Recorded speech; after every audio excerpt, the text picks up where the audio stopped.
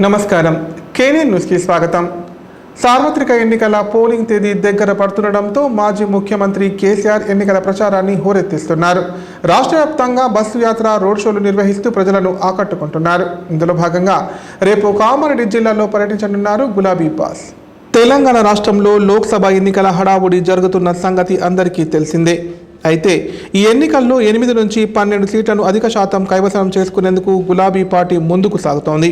ఇందులో భాగంగానే కామారెడ్డి జిల్లాలో మాజీ ముఖ్యమంత్రి కేసీఆర్ రోడ్డు షో నిర్వహించనున్నారు. కాగా కేసీఆర్ రోడ్డు షోకు సంబంధించిన సభా ప్రాంగణాన్ని సోమవారం మాజీ ఎమ్మెల్యే గంప గోవర్ధన్, బీఆర్ఎస్ పార్టీ జిల్లా అధ్యక్షులు ఎంకే ముజిబుద్దీన్లు పరిశీలించారు.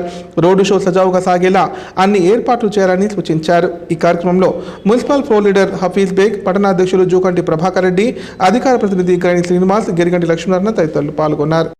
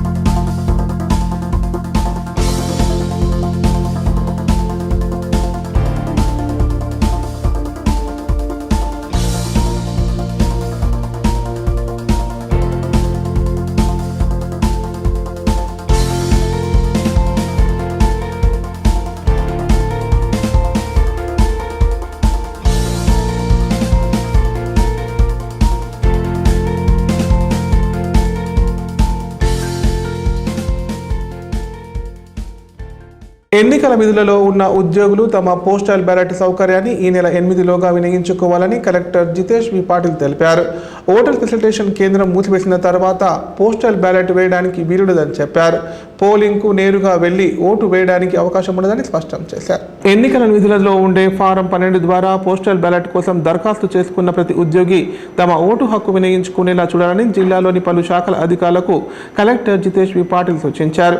ఉద్యోగులకు కూడా ఎన్నికల సంఘం నుంచి చరవానికి వచ్చిన సందేశం ఆధారంగా ఆయా నియోజకవర్గాలలో ఏర్పాటు చేసిన ఓటర్ ఫెసిలిటేషన్ కేంద్రాలకు వెళ్లి తమ ఓటు హక్కును వినియోగించుకోవాలన్నారు.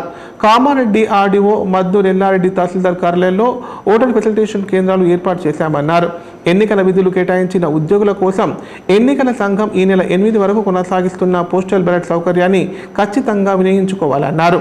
అదేవిధంగా పోస్టల్ బ్యాలెట్కు దరఖాస్తు చేసుకున్నందున ఈ నెల 13న జరిగే పోలింగ్ రోజు నేరుగా వెళ్లి ఓటు వేయడానికి అవకాశం లేదని కలెక్టర్ స్పష్టం చేశారు.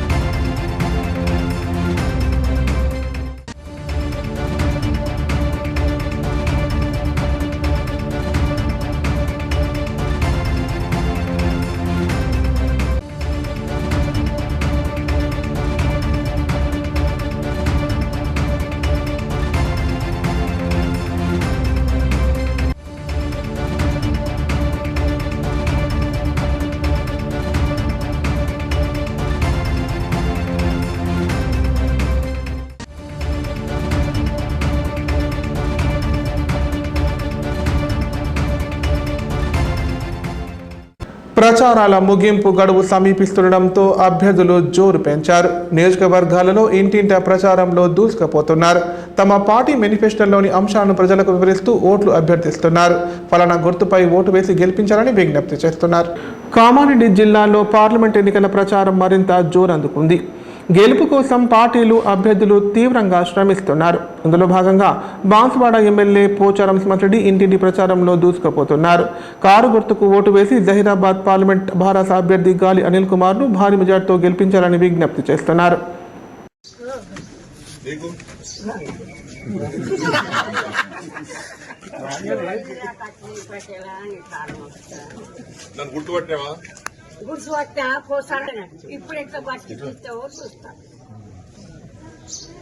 దేవుడు బతికి అందరికి దేవుడే.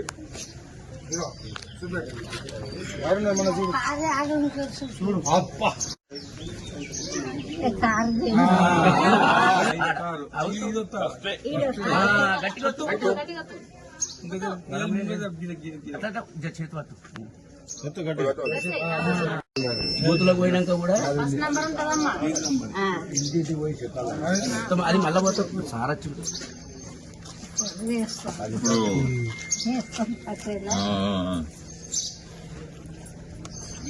ఈ కొత్తగా వచ్చినోడు పెన్షన్ పెంచుతాడు ఏమన్నా? ఈ 2000 రూపాయలు ఎవరున్నప్పుడు ఇచ్చినవి ఇవన్నీ ఎవరుండ్రు ముఖ్యమంత్రి?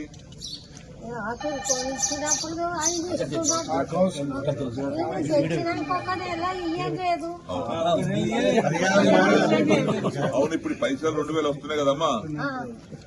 ఎవరు దీన్ని శాంక్షన్ చేసినాయి? ఎవరు మంజూరు చేసిన పైసలు? ఎవరు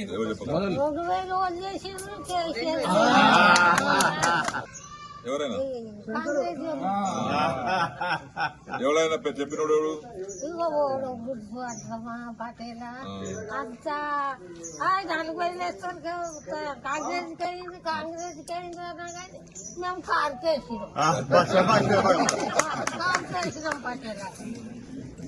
ఇప్పుడు కూడా కార్కే అయింది. దొంగ 4000 ఇస్తా అని చెప్పి ఇయ్యలేదు. ఒక నెల ఎగరగొట్టిండు. ఇప్పుడు కూడా వస్తారా? ఇప్పుడు కారు గుర్తుకేయండి. రాజ్యాంగాన్ని మార్చుతామంటున్న మోదీ నియంత పాలనను అంతమొందించాలని యూత్ కాంగ్రెస్ జిల్లా అధ్యక్షులు మహమ్మద్ ఇలియాస్ అన్నారు. కాంగ్రెస్ పార్టీని గెలిపించుకొని రిజర్వేషన్లు కాపాడుకుందామని చెప్పారు. ఈ నెల 10వ తేదీన నిర్వహించే ప్రియాంక గాంధీ సభను విజయవంతం చేయాలని పిలుపునిచ్చారు. కామారెడ్డి పట్టణంలోని కాంగ్రెస్ పార్టీ కార్యాలయంలో యూత్ కాంగ్రెస్ జిల్లా అధ్యక్షులు మహమ్మద్ ఇలియాస్ అధ్యక్షతన జిల్లా యూత్ కాంగ్రెస్ కార్యవర్గ సమావేశం నిర్వహించారు. ఈ సందర్భంగా యూత్ కాంగ్రెస్ అధ్యక్షులు ఇలియాస్ మాట్లాడుతూ జిల్లా కేంద్రంలో ఈ నెల 10వ తేదీన నిర్వహించే ప్రియాంక గాంధీ సభను విజయవంతం చేయాలని కోరారు. భారీ ఎత్తున యువతను తరలించి ప్రియాంక గాంధీ ఇచ్చే సందేశాన్ని ప్రజల్లో తీసుకెళ్లాలని సూచించారు. ఎట్టి పరిస్థితులలోనూ కాంగ్రెస్ పార్టీని గెలిపించుకొని రిజర్వేషన్లు కాపాడుకుందామని విజ్ఞప్తి చేశారు. యువత తలుచుకుంటే సాధ్యం కానిది ఏదీ లేదు. మోదీ నియంత పాలనను అంతమొందించి ఇందిరమ్మ రాజ్యాన్ని తీసుకొద్దామని చెప్పారు. వివిధ నియోజకవర్గ అధ్యక్షులతో పాటు కార్యవర్గ సభ్యులు ఈ కార్యక్రమంలో పాల్గొన్నారు.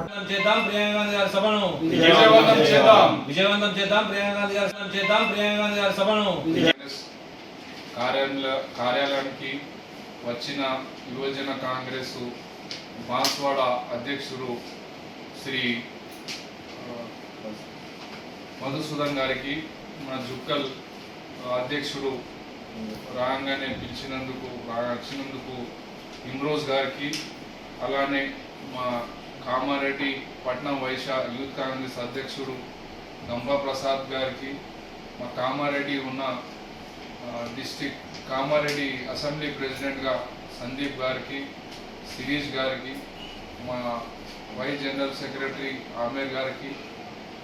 ఈరోజు ముఖ్యమైన ఉద్దేశం ఒకటే, మా యూత్ కాంగ్రెస్ ఆధారంలో మంచి ప్రోగ్రాం చేసి విజయవంతం చేసి ఆమెకు నిజంగా మా డిస్ట్రిక్ట్ పేరు ఎట్లా ఉంటుంది, మా సభ ఎట్లా ఉంటుంది అని వాళ్ళకు ఒక ఆదర్శమైన ఒక మీటింగ్ జరగాలని మేము ఒక కోరిక చేసుకుంటూ అన్న యువజన కాంగ్రెస్ అన్ని సంఘాలు అందరూ దీనికి మంచి ఎత్తున పాల్గొని, కాంగ్రెస్ పార్టీ అంటే పేదోళ్ళ పార్టీ, పేదోరికి న్యాయం జరగాలంటే అది కాంగ్రెస్ తోటే న్యాయం జరుగుతుందని ఆశిస్తూ మీ అందరూ ఈ ప్రోగ్రామ్ సక్సెస్ చేయాలని.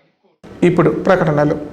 కాన్పు నిర్ణయంతో 40కి పైగా కుటుంబాలలో సంతోషాలను నింపి రాష్ట్రంలోనే సంచలనం సృష్టించిన మాతృశ్రీ హాస్పిటల్ నందు ఇప్పుడు స్త్రీలకు, పురుషులకు మరియు పిల్లలకు సంబంధించి అన్ని రకాల ఆపరేషన్లను 20 సంవత్సరాల అపార అనుభవం కలిగిన డాక్టర్ నాగేశ్వరరావు గారి ఆధ్వర్యంలో ఒలింపస్ 4K లాప్రోస్కోప్ ద్వారా కుట్లు లేకుండా ఆపరేషన్లు చేయబడును. అంతేకాదు కేంద్ర, రాష్ట్ర మరియు విశ్రాంత ఉద్యోగులకు ఫీజు రియంబర్స్మెంట్ సౌకర్యం కూడా కలదు. వివరాలకు సంప్రదించండి మాతృశ్రీ హాస్పిటల్, గంజ్ గేటుకు ఎదురుగా, రామారెడ్డి రోడ్, కామారెడ్డి. 2006-07 సంవత్సరంలో 10వ తరగతి చదివిన నాటి విద్యార్థులు మళ్లీ ఒక చోటికి చేరారు. కోటగిరి మండల కేంద్రంలోని ప్రభుత్వ ఉన్నత పాఠశాలలో ఆత్మీయ సమ్మేళనం నిర్వహించి నాటి జ్ఞాపకాలను నెవరవేసుకున్నారు. నాడు విద్యాబుద్ధులు నేర్పిన గురులను ఆహ్వానించి ఘనంగా సన్మానించారు. వారంతా చిన్ననాటి స్నేహితులు. ఒకే చోట చదువుకున్నారు. 10వ తరగతి పూర్తయ్యాక కొంతమంది ఉద్యోగాల్లో స్థిరపడగా మరికొంతమంది వ్యాపారం, ఇతర రంగాల్లో కొనసాగుతున్నారు. కామారెడ్డి జిల్లా పోతంగల్ మండల కేంద్రంలోని జిల్లా పరిషత్ ఉన్నత పాఠశాలలో 2006-07 బ్యాచ్కు చెందిన పూర్వ విద్యార్థులు నిర్వహించిన ఆత్మీయ సమ్మేళనంలో పాల్గొన్నారు. ఆత్మీయ పలకరింపులు, ఆలింగనాల నడుమ నాటి మధుర స్మృతులను నెమరవేసుకున్నారు. ఈ మేరకు విద్యాబుద్ధులు నేర్పిన గురువులను ఘనంగా సన్మానించారు.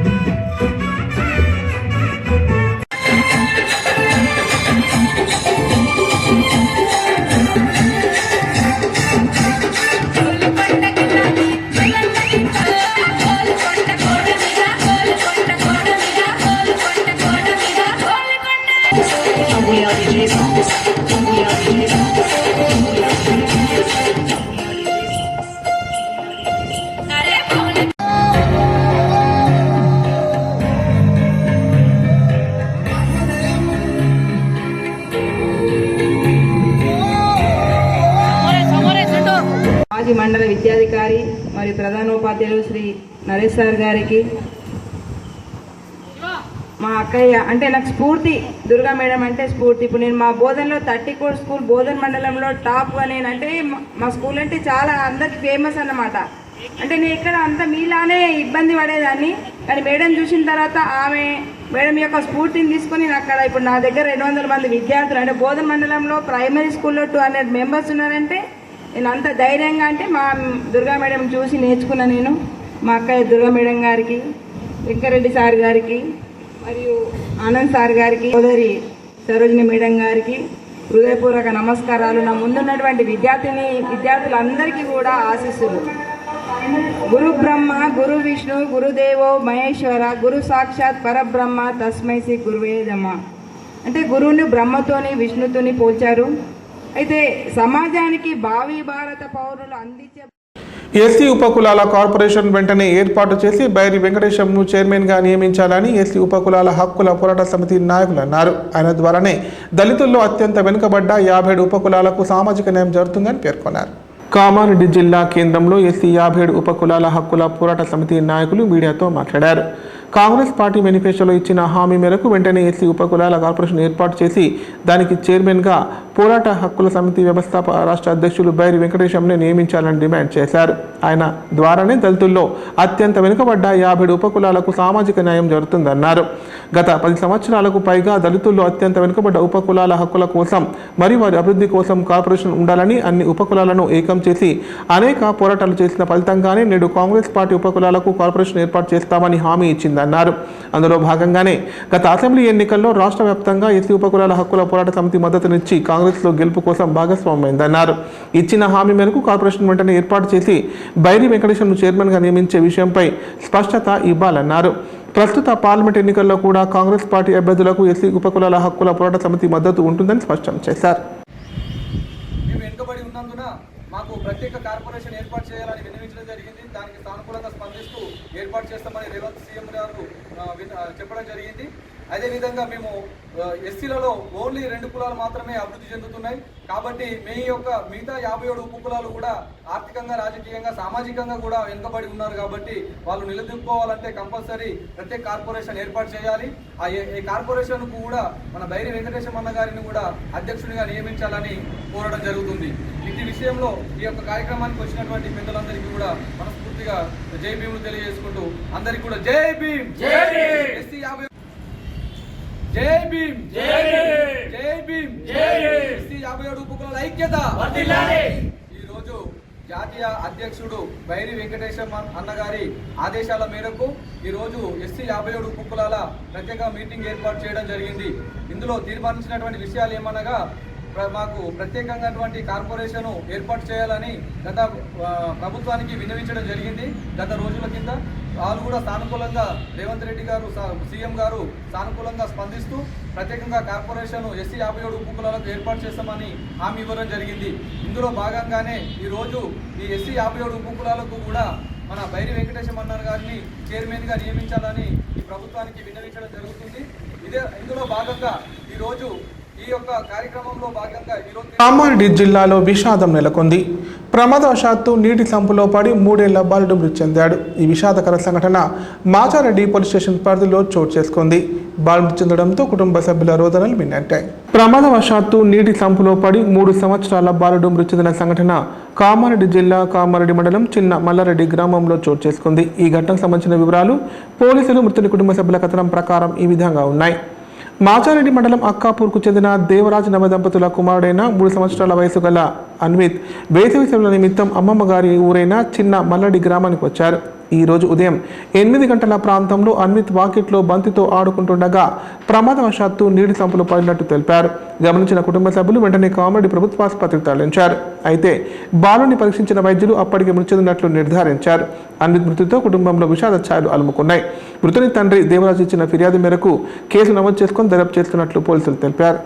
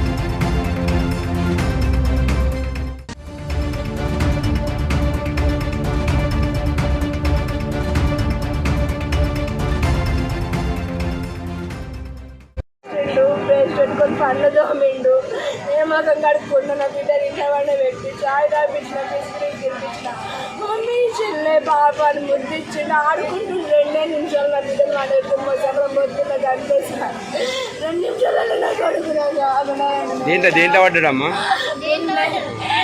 అందరిలోనే ఉన్నాడు నా కొడుకు. వార్తలు ఇంతటితో సమాప్తం. తిరిగి ప్రసారమే వార్తల్లో మళ్ళీ కలుద్దాం. అంత సెలవు. నమస్కారం. చూస్తూనే ఉండండి K9 ప్రతిక్షణం ప్రజాపక్షం.